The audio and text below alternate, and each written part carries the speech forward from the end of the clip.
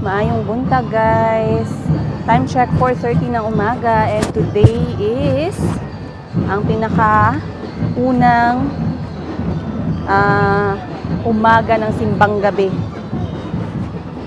So, it has been years since na-witness ko yung simbang gabi. So, ngayon, dadalhin natin si Auntie Christine para ma-experience niya ang tradisyong Pilipino. Ayan si Auntie, oh. Ayan.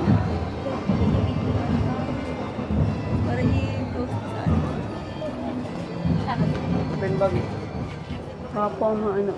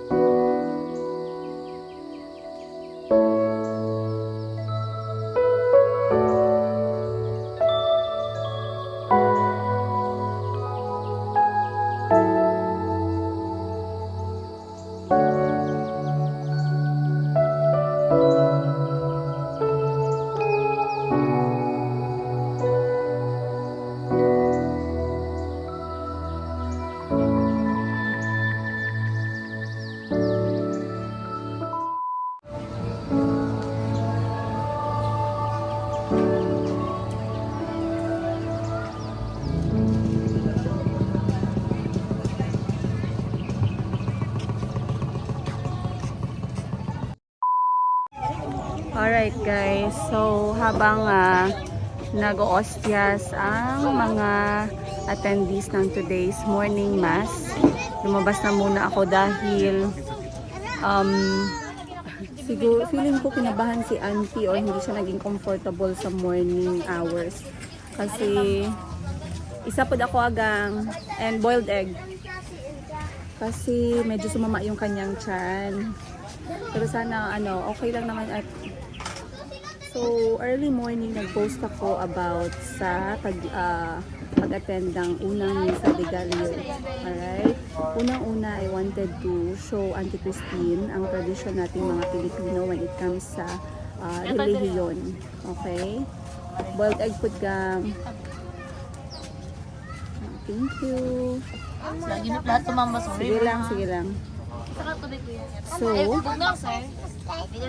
So, other than that, ako po yung klase ng tao na hindi ako tumitingin sa religion ng isang tao. Hindi ako nagja-judge kung Katoliko ka man or Iglesia ni Cristo or Muslim or Seventh-day Adventist. Alright? It's already 2023, you guys. I think we have to look past behind the religion of a person, but look more on how the other people treat others as well.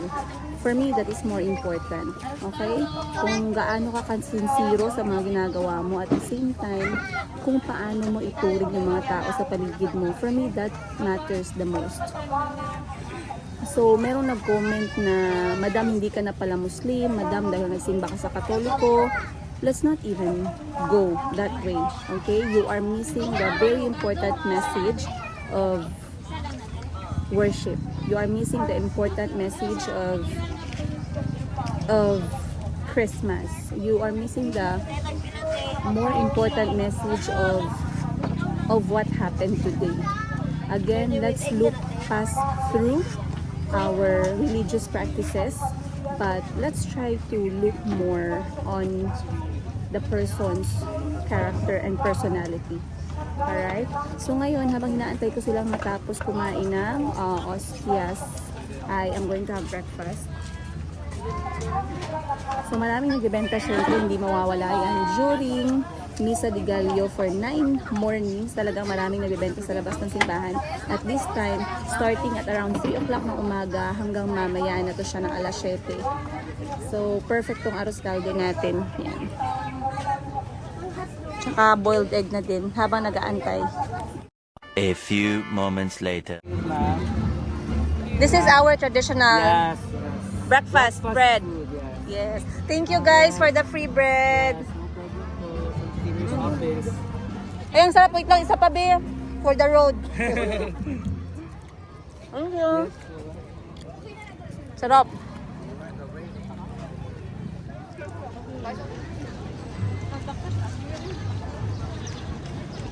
One Cheers. for me and one for my Yumi.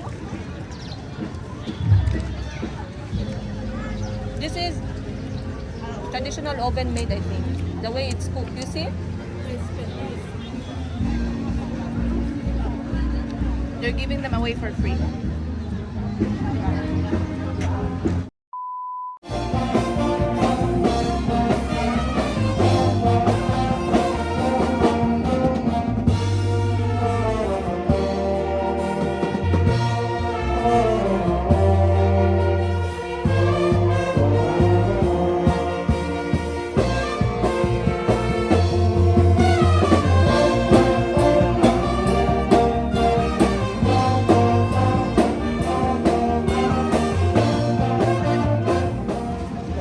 Ayan guys, medyo paubos na yung mga benta ng mga nasa labas ng simbahan. I think unang naubos is yung suman malagkit. Then ito naman ang next na mauubos. Ang kanilang suman kasaba. Ayan. Alam ko maraming nakakamiss sa kakaninang Pilipinas kaya let's see. Wow, this is homemade. Ayong udto, everyone! Yahoo! Saba sa inyuhang udto, guys. Maayong udto, Jensen. Time check natin, alas 12 ng tanghali. At lumabas pa rin ako, guys, kahit tutok yung araw. Dahil ngayong araw, sobrang busy. Wala tayong magagawa, wala tayong choice. Dahil you know what's happening in this side? Bukas na ang dating ni Kuya Kahil! So, sobrang excited naming lahat dito kasi syempre 4 months kaming hindi nagkita and sobrang excited ako na magkita sila ulit ng kanyang mga kapatid. Ayun. At dahil morning, umaga, mga around alas 8 ang dating ni Kuya Kahil bukas. Kaya dapat lahat ng kailangan gawin natin ngayon ay magawa na natin. Ayan. Mga activities na gagawin bukas after pagsundo sa kanya. Kaya nako, abang-abang nyo guys kasi meron kaming mga sorpresa para sa kay Kuya Kahil. Sana magustuhan niya, no? Kasi kasi talagang eto guys, magsisplit talaga tayo dito for the effort talaga yung madam ninyo. Letter F for effort. Anyway, other than that, dahil nga ngayon ay December, at every December kapag nakokompleto kaming magkakapatid, we are taking family pictures, ayun, photos together. Dahil alam nyo na guys, mga handumanan sa atong kinabuhi.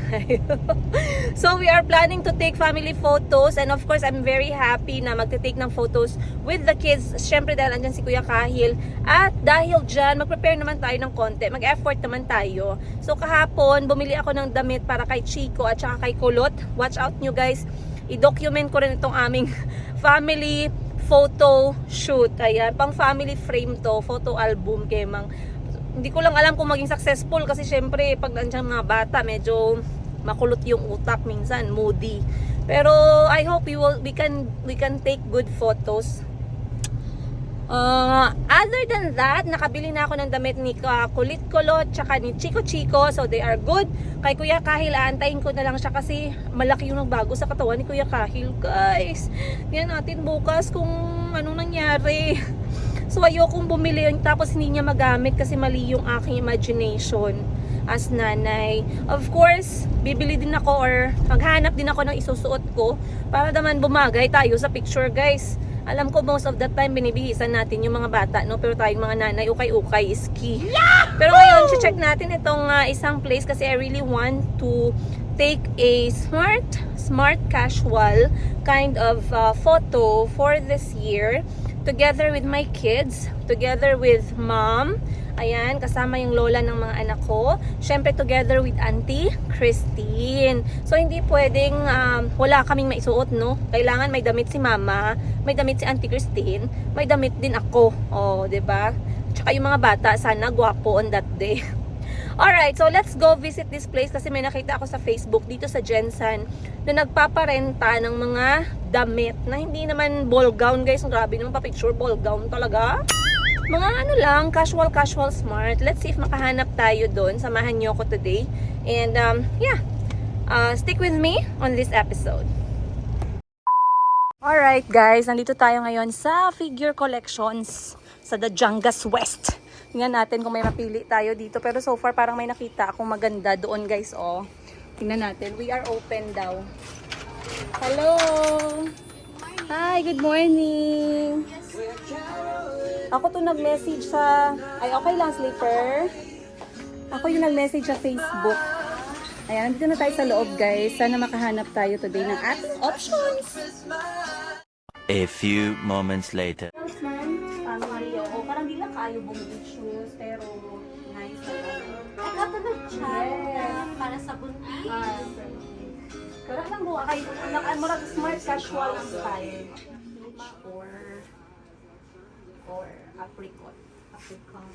Ha, dahil pakita na ko. Paano ako nakitaan siya dali ko? Casual lang. Ito. Oh, dahil daw na ako na-date siya. Hindi casual ikaw. Ay, daw dito siya.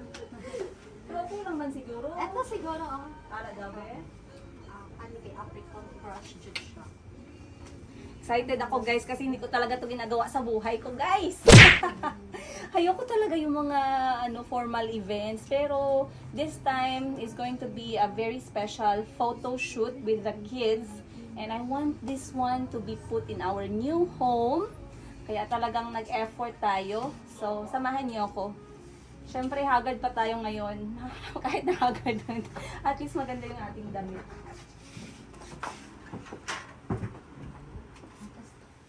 Try natin yung first dress. Thank you. At rent nyo? Rent siya lang, no? Opo.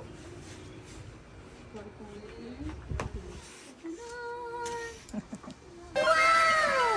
Ay, Arday, ma'am, oh. What do you think of this one? Pwede. Ito mo. Oh, yeah. That's the one I saw in the photo. Oo, ito yung sinansin mo. I think sa, pictorials with the baby. 6 months. Maging nice na siya. If I can find something that will fit her. Ganda guys, oh. Eto hindi tayo lalamukin nito guys. Kasi ilang layers yung niya, mosquito net. Ilang layers yung mosquito net. Pero in fairness, sobrang ganda. Nakaka-overwhelm. Pero, halata nyo ba yung aking chan dito sa dress na to guys? Tingnan natin ating option number 2. Alright, ito ang ating first option. Sobrang pretty guys. Ma-imagine ko na ang future natin dito. Okay, mag-try tayo ng second outfit. Let's go!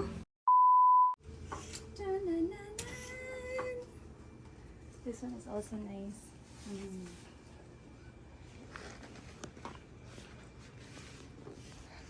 Ayan, I think this one guys will, yung una parang medyo masyado tayong bongga, tapos yung mga bata parang kulang ng level.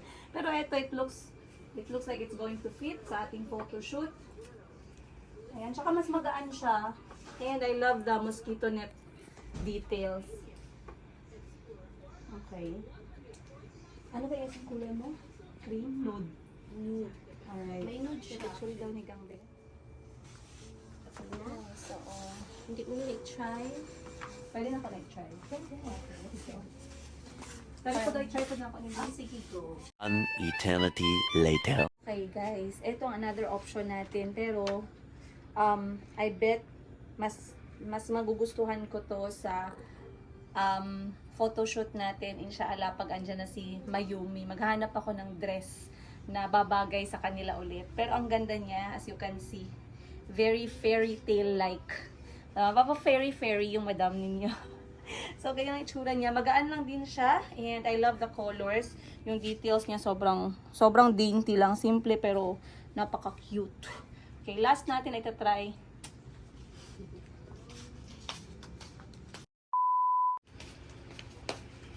Okay, eto guys. Same version pa din ng pink na nagustuhan natin. Na bagay sa photoshoot. Pero ang kulay niya is sage green. Which is pasok pa din sa color of the year. Tsaka I think bagay din siya sa apricot ng mga bata. So, tingnan natin kung ano yung mangingibabaw. Yung pink or this sage green. Abangan nyo yung photoshoot namin na vlog guys para makita ninyo yung final output at anong mangyayari sa araw na yun. So, sa ngayon, mag-iisip muna tayo kung ano yung best choice. Okay. Sa imuhang ano ba? Imuhang bet. Alright, tapos na tayo guys. Ang bilis lang pala. Basta maraming magagandang option, mabilis lang. Hindi ako nahirapan. Tsaka nakakita kasi talaga ako na magkasya sa aking katawan. So, alis na tayo dahil ngayon ay